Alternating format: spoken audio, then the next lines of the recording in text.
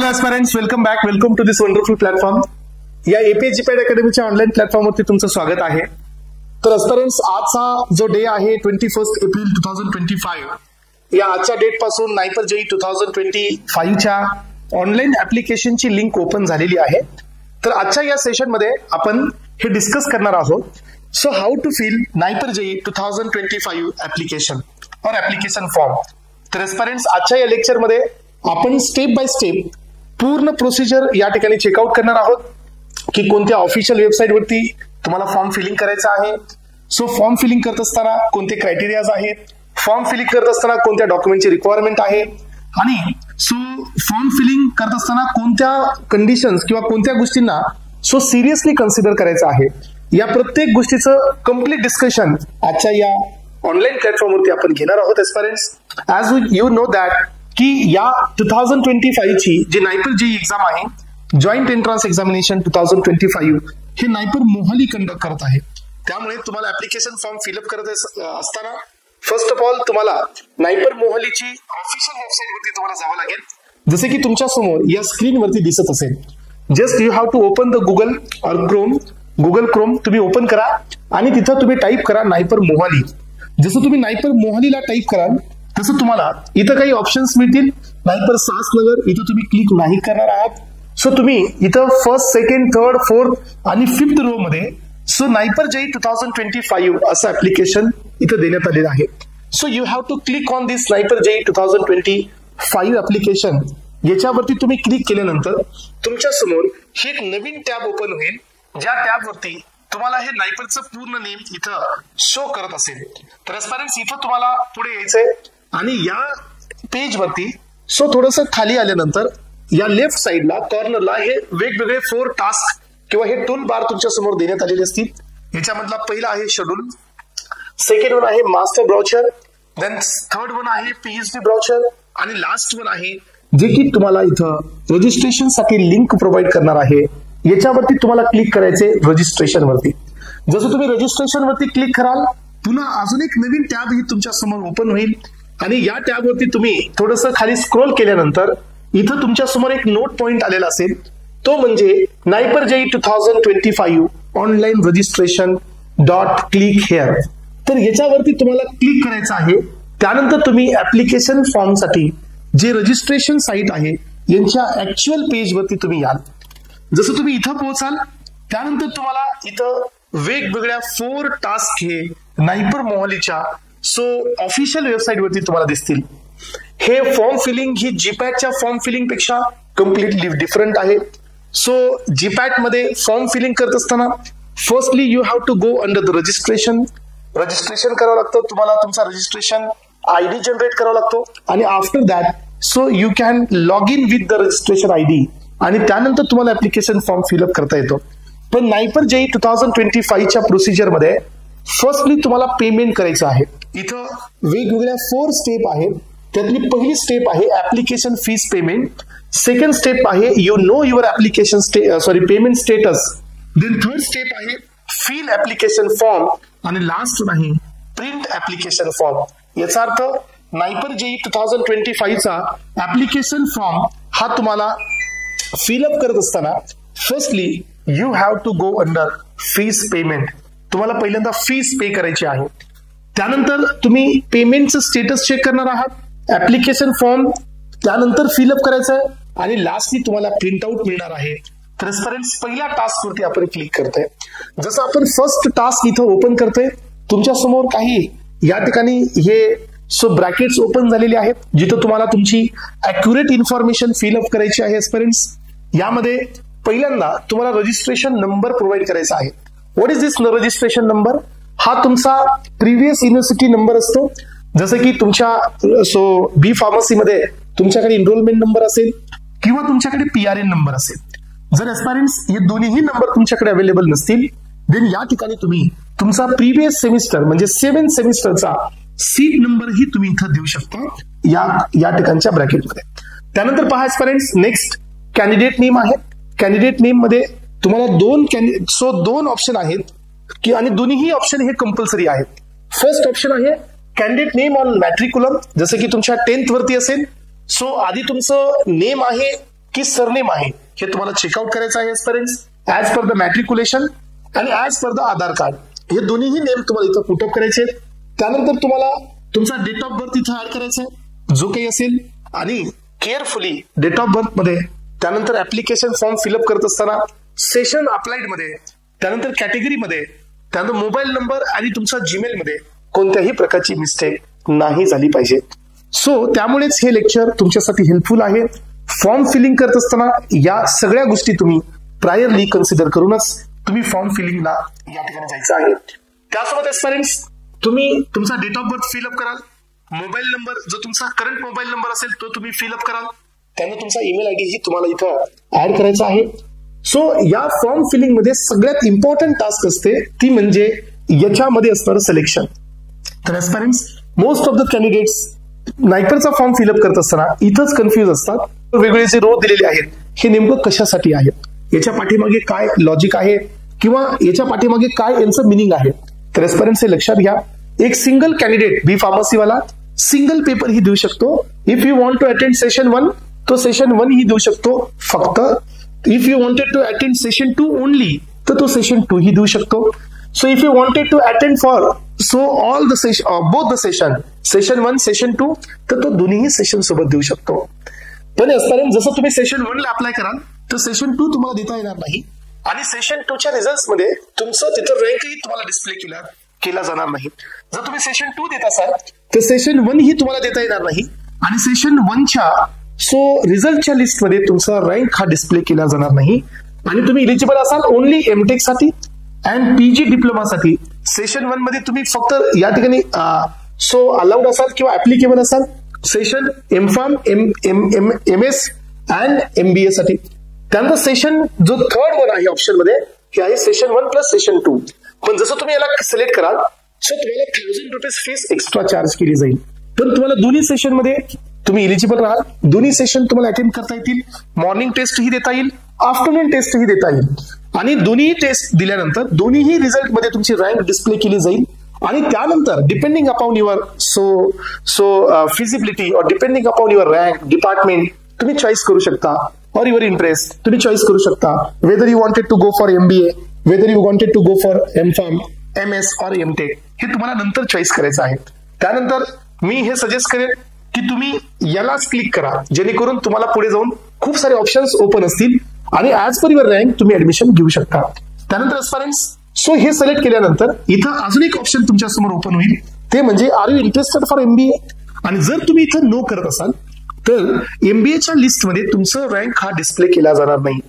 तुम्हाला एमबीए करण्यासाठी जर तुम्ही एकच कॉमन एंट्रन्स टेस्ट आहे, जस्ट तुम्हाला ऍडिशनली ग्रुप डिस्कशनचा सेकंड राऊंड हा एमबीए साठी द्यावा लागतो. पण त्याच्या आधी तुमच्या एमबीएच्या लिस्टमध्ये जे क्वालिफाईड स्टुडंट्स आहेत जीडी साठी त्यांच्यामध्ये तुमचं नाव येण्यासाठी किंवा तुमचा रँक डिस्प्ले होण्यासाठी तुम्ही इथं या ऑप्शनला एस केलं असायला पाहिजे. जर तुम्ही इथं नो करत असाल तर एस्पिरंट्स तुमचा एमबीएच्या लिस्टमध्ये रँक हा कन्सिडर केला जाणार नाही. एमबीए साठी तुम्ही तिथं इलिजिबल राहणार नाहीत जर इथं तुम्ही नो करत असाल तर. ही पण पॉसिबिलिटी आहे. फर्स्ट ऑफ ऑल एमबीए साठी फीस स्ट्रक्चर कम्प्लिटली डिफरंट आहे. त्यानंतर जी एमबीए ची फेलोशिप असते ही फक्त टॉप 3 एस्पिरंटला मिळते. त्यातली ती फेलोशिप फक्त सेकंड, थर्ड आणि फोर्थ सेमिस्टर मध्ये मिळते. It is not applicable for first semester, कारण हे फर्स्ट सेमिस्टरच्या मार्क बेसिसवरतीच ही फायनान्शियल असेसमेंट ही नायपर थ्रू दिली जाते. त्यामुळे ह्या बऱ्याच गोष्टी आहेत. आणि जर तुम्ही इथं एस ही करत असाल त्यानंतर तुम्ही जीडीला नाही जाल तर ऑटोमॅटिकली तुम्ही प्रोसेसच्या बाहेर जाल. पण जर तुम्ही इथं नो करत असाल आणि later on if you wanted to attend the MBA round और ग्रुप डिस्कशन राऊंड त्यावेळेला तुम्ही हा राऊंड अटेम्प्ट करू शकणार नाहीत. तर त्यानुसार या ठिकाणी एस्पिरंट तुम्ही इथं सिलेक्शन करा. इथं तुम्हाला जनरल कॅटेगरी जर तुम्ही असाल तर जनरल कॅटेगरीवरती क्लिक करा. त्यानंतर तुमच्या समोर या ठिकाणी पीडब्ल्यूडी असेल तर पीडब्ल्यूडी, जर जनरल कॅटेगरी असेल इथं तुम्हाला या ठिकाणी इकॉनॉमिकल वीकर सेक्शन असेल तर येस करा. ईडब्ल्यूएस साठी जर पीडब्ल्यूडी जर हँडिकॅप मधून तुम्ही फॉर्म फिलअप करत असाल तर पीडब्ल्यूडी एस किंवा नसेल तर नो. त्यानंतर तुम्हाला पेमेंट ही या पेमेंट प्रोसिजर मध्ये थोडासा चेंज आहे. जीपॅट मध्ये तुम्ही युपीआय थ्रू पेमेंट करू शकलात, बट नायपर मध्ये अशी कोणत्याही प्रकारची फॅसिलिटी देण्यात आलेली नाही आहे. So you have to go through the net banking और क्रेडिट कार्ड और डेबिट कार्ड. सो याच प्रोसिजरने तुम्हाला पेमेंट करावी लागेल NIPL JEE 2025 साठी. जर तुम्ही इथं नेट बँकिंग वरती क्लिक कराल, इथं नो कराल, इथं तुम्ही नेट बँकिंग वरती क्लिक कराल, I have read all the notification, आणि याच्यावरती तुम्ही जर डिक्लेरेशन वरती क्लिक कराल तर तुम्हाला इथं प्रोसीड करता येईल पेमेंटसाठी. आणि पेमेंटसाठी तुम्ही जसं प्रोसीड कराल, सो तुमची पेमेंट जशी सक्सेसफुल होईल, सक्सेसफुल झाल्यानंतर तिथं तुम्हाला एक पेमेंट आयडी मिळणार आहे. सो पेमेंट आयडी हा तुम्हाला फोटोच्या फॉर्मॅटमध्ये तुमच्यासोबत सेव्ह करायचा आहे, कारण फर्दर जी प्रोसिजर आहे ही तुमच्या पेमेंट रिसिप्ट आयडी वरतीच आहे. पेमेंट झाल्यानंतर जो आयडी तुमच्या समोर जनरेट होईल त्याचा एक फोटो तुम्हाला सोबत ठेवायचा आहे, आणि तो फोटो तुम्हाला, त्याचा जो रेफरन्स आयडी आहे तो तुम्हाला ऍप्लिकेशन फॉर्म फिलिंग करत असताना याचा तुम्हाला वापर होणार आहे. तर एस्पिरंट्स, इथंपर्यंत आल्यानंतर ही आपली पहिली जी स्टेप आहे ही कंप्लीट केली जाईल. त्यानंतर तुम्हाला जायचं आहे सेकंड स्टेप कडे, नो युअर ऍप्लिकेशन स्टेटस कडे. सो तुमची जी पेमेंटचं जे स्टेटस आहे हे तुम्हाला जाणून घ्यावं लागेल की जे तुम्ही पेमेंट केलेली आहे ही सक्सेसफुली ट्रान्सफर झाले की नाही. यासाठी तुम्हाला इथं तुमचा रजिस्टर मोबाईल नंबर ऍड करायचा आहे. त्यासोबतच जो तुमचा रजिस्ट्रेशन नंबर तुम्ही आता प्रोव्हाइड केलेला आहे तो म्हणजे तुमचा एनरोलमेंट नंबर असेल, किंवा जो काही तुमचा नंबर तुम्ही इथं दिलेला आहे तो नंबर तुम्हाला इथं ऍड करायचा आहे पेरेंट्स. सो याच्यामध्ये तुम्हाला मी एक सॅम्पल दाखवतो, त्याच्या थ्रू आपण या ठिकाणी तुम्ही अशा पद्धतीची क्रॉस चेकिंग तुमच्या पेमेंट नंतर तुम्ही करू शकता. या ठिकाणी इथं जो रजिस्टर नंबर आहे तो रजिस्टर नंबर तुम्हाला इथं टाकायचा आहे. सो यानंतर तुम्हाला तुमचं पेमेंटचं जे स्टेटस आहे हे स्टेटस इथं सक्सेसफुल आहे की फेल आहे हे तुम्हाला इथं दाखवलं जाईल. या ठिकाणी मी याला चेक केल्यानंतर माझ्यासमोर हे एक सॅम्पल आहे तुमच्यासाठी. मी इथं मोबाईल नंबर ऍड केलेला आहे ज्या स्टुडंटनी हे पेमेंट प्रोसीड केलेली आहे, रजिस्ट्रेशन नंबर ही टाकलेला आहे त्याचा, तर मला इथे दाखवते सक्सेस. याचा अर्थ माझी पेमेंट ही कम्प्लिटली ट्रान्सफर झालेली आहे, डिपॉझिट झालेली आहे. देन मी आता नेक्स्ट या ठिकाणी प्रोसिजरच्या टास्क वरती जाऊ शकतो, आणि that is fill your application form. Application form fill करण्यासाठी मला वापस इथं 3 गोष्टी लागणार आहेत. तुम्हाला मी आधी सांगितलं की पेमेंट झाल्यानंतर तुम्हाला या ठिकाणी तुमचा जो पेमेंटचा जो रेफरन्स आयडी आहे तो सोबत ठेवायचा आहे, कारण त्याच बेसिसवरती तुम्हाला पुढे ऍप्लिकेशन फॉर्म फिलअप करायला मिळणार आहे. तर एस्पिरंट्स मी या ठिकाणी हे सगळी इन्फॉर्मेशन इथं फिलअप केलेली आहे. Then proceed to fill the application. ऍप्लिकेशनला प्रोसीड केल्यानंतर तुमच्या समोर हे ऍप्लिकेशन ओपन होईल. मग आता याच्यामध्ये तुम्ही 1 बाय 1 तुम्हाला हे ऍप्लिकेशन फिल करत पुढे जायचे. सो काही इन्फॉर्मेशन ऑलरेडी तुम्ही प्रोव्हाइड केलेली आहे, तीच इन्फॉर्मेशन इथं कॅरी ऑन केली जाईल. सो हे सेशन 1 सेशन 2 साठीचं तुम्ही अप्लाय केलेलं आहे. MBA साठी इंटरेस्टेड आहेत, name, student name as per the Aadhaar card, student name as per the matriculation. Then you have to fill up the father name. फादर नेमच्या नंतर पुढे या इथं ऍड करायचंय मदर नेम, आणि त्या ठिकाणी तुमचं SSC मॅट्रिक्युलेशनचं सर्टिफिकेट ऍड करायचं आहे, ज्याची साईज ही लेस दॅन 300 KB असायला पाहिजे, आणि हे PDF फॉर्मॅट मध्ये असायला पाहिजे. तर हे तुम्हाला इथून फाईल अपलोड करायची आहे, but file he PDF format मध्ये असायला पाहिजे, आणि लेस दॅन 300 KB चीच असायला पाहिजे. त्यासोबत aspirants blood grouping, minority status generally no, त्यानंतर पॅरेंट्स अॅन्युअल इन्कम आणि जेंडर. ऑप्शन मध्ये मेल, फिमेल आणि ट्रान्सजेंडर इथं तुम्हाला मिळणार आहेत. त्यासोबत नॅशनॅलिटी मध्ये 2 ऑप्शन येतील. एक आहे तुम्ही इंडियन आहात की तुमचे फॉरेन नॅशनल आहात, किंवा तुमची नॅशनॅलिटी ही अदर दॅन इंडिया आहे. जे काही स्पॉन्सर शीट असतात आउट ऑफ इंडियाचे काही स्टुडंट्स नायपर मध्ये अप्लाय करतात, तर त्या वेळेला त्यांना इथून अप्लाय करता येतं. सो त्यानंतर तुमचं बँक अकाउंट हे आधार कार्डला लिंक असेल तर तुम्हाला इथं येस करायचं आहे, आणि जनरली असायलाच पाहिजे. ओके, तर एस्पिरंट्स तुमचा करस्पॉन्डिंग ऍड्रेस इथं द्यायचा आहे. 2 प्रकारचे ऍड्रेस तुम्हाला इथे विचारले जातील. एक तुमचा एज्युकेशनल ऍड्रेस आणि सेकंड वन आहे तुमचा परमनंट ऍड्रेस. तर माझ्या अकॉर्डिंगली दोन्ही ऍड्रेस तुम्ही सेम जरी ठेवत असाल तरी काही इश्यू नाहीये. जो कम्युनिकेशन ऍड्रेस असेल तो तुमचा परमनंटच असायला पाहिजे. एज्युकेशनल ऍड्रेस आणि परमनंट ऍड्रेस तुम्ही सेम ठेवू शकता, नो प्रॉब्लेम. या ठिकाणी ऍड्रेस आहे ब्लॉक, डिस्ट्रिक्ट, स्टेट, त्यानंतर पुढे आहे तुमचा पिनकोड. परमनंट ऍड्रेस जर तुमचा हा सेम असेल इथं क्लिक करा, same as a correspondence address, तर तुम्ही दोन्ही ऍड्रेस तुमचे सेम होऊन जातील. त्यानंतर पहा पेरेंट्स एज्युकेशनल डिटेल्स, तर हा पण एक कॉलम, इम्पॉर्टंट कॉलम आहे, इम्पॉर्टंट टास्क आहे. तर इथं पहा, सो रजिस्ट्रेशन नंबर ऑलरेडी आलेला क्वालिफाईड डिग्रीच्या वरती तुम्ही क्लिक केल्यानंतर you will get to options. First one is appearing and second one is completed. जे स्टुडंट्स आता फायनल इयर मध्ये आहेत त्यांना अपिअरिंग वरती क्लिक करायचंय. जे ऑलरेडी पास आउट आहेत B pharmacy right now they are giving a second chance for themselves, जे की आता सेकंड टाइम नायपर जेई 2025 ला अटेम्प्ट करणार आहेत. ऑलरेडी त्यांनी 24 अटेम्प्ट केलेली आहे.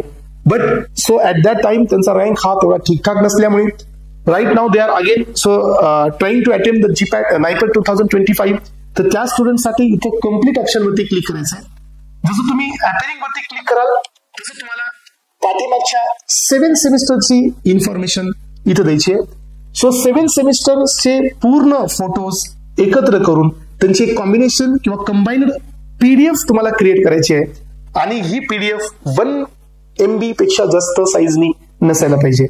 आणि ओनली पीडीएफ फॉर्मॅट हा इथं अप्लिकेबल आहे. सो दुसऱ्या कोणत्याही फॉर्मॅट हे इथं तुम्हाला एक्सेप्ट नाही करणार आहे. पूर्ण सेमिस्टरचे जेवढे मार्कशीट्स असतील त्यांचे फोटोज आणि ते फोटोज तुम्हाला पीडीएफ मध्ये कन्वर्ट करायचे, ज्याची साईज ही 1 MB पेक्षा लेस असायला पाहिजे. आणि त्यानंतरच हे तुम्हाला इथं एक्सेप्ट करेल. सो एस्पिरंट्स इथं तुम्हाला काही नोट पॉईंट देण्यात आलेले आहेत, ज्याच्यामध्ये हे क्लिअरली मेन्शन केलेलं आहे की all the candidates who completing their final semester on before 15 July 2025 are eligible for to apply और are eligible for NIPER JEE 2025. याचा अर्थ ज्यांची सेमिस्टर एक्झाम ही 15 जुलै 2025 नंतर कंडक्ट होत आहे ते नायपर जेई साठी एलिजिबल नाही आहे. देन नेक्स्ट पॉइंट आहे a bona fide certificate issued by concerned college university stating that the candidates has appeared in final semester examination of qualifying degree. So जर तुम्ही तुमच्याकडे अजूनही रिझल्ट नसेल तर तुम्हाला कॉलेजकडून एक बोनाफाईड घ्यायचंय. अंडरटेकिंग पण तुम्हाला द्यावं लागणार आहे.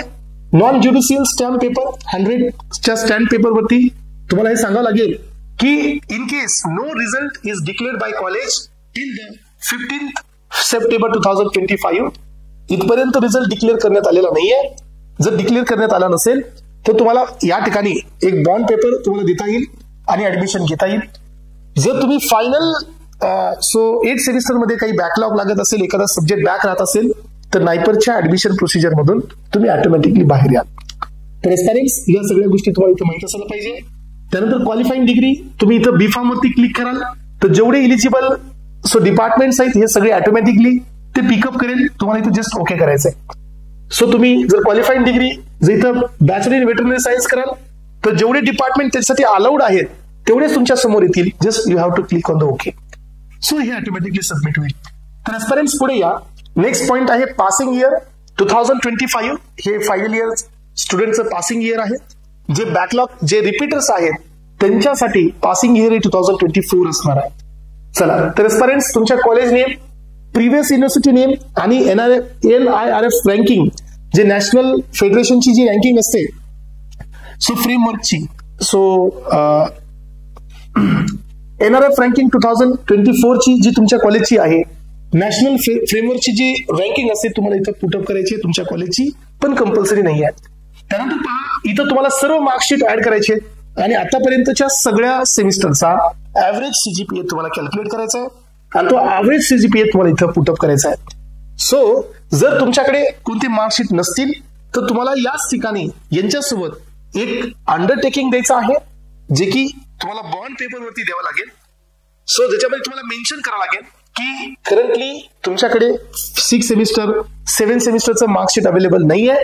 At the time of counselling मी तुम्हाला मार्कशीट दाखवेल किंवा शो करेल असं तुम्हाला एक अंडरटेकिंग इथं या तुमच्या सर्व मार्कशीट सोबत तुम्हाला सबमिट करायचं आहे एस्पिरंट्स. त्यानंतर सो गव्हर्नमेंट स्पॉन्सर्ड डेफिनेटली आपण नसणार आहोत, इथं नो करा. त्यानंतर बँक डिटेल्स, जर एखादी वेळ जर नायपरला फीस रिफंड करण्याचा इन केस एक्झाम मध्ये काही इंटरप्शन आले किंवा एक्झाम ही रिकंडक्ट करण्यात आली किंवा एक्सेट्रा एक्सेट्रा त्या केसेसमध्ये हे बँक डिटेल्सचा यूज होऊ शकतो. पण एस्पिरंट्स या बँक डिटेल्सचा आणि ऍडमिशन टाइम मध्ये फीस भरण्याचा कुठेही कोरिलेशन नाही आहे. So bank candidate names, bank account type, bank name आहे इथं actually bank name.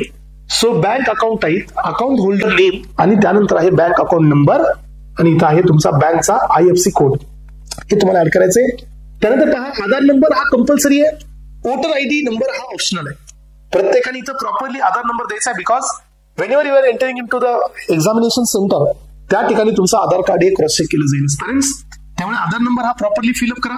Voter ID number हा तुम्हाला ऑप्शनल आहे. त्यानंतर सेकंड लास्ट पार्ट आहे तो म्हणजे तुमचे प्रेफरन्स, सेंट्रल प्रेफरन्स.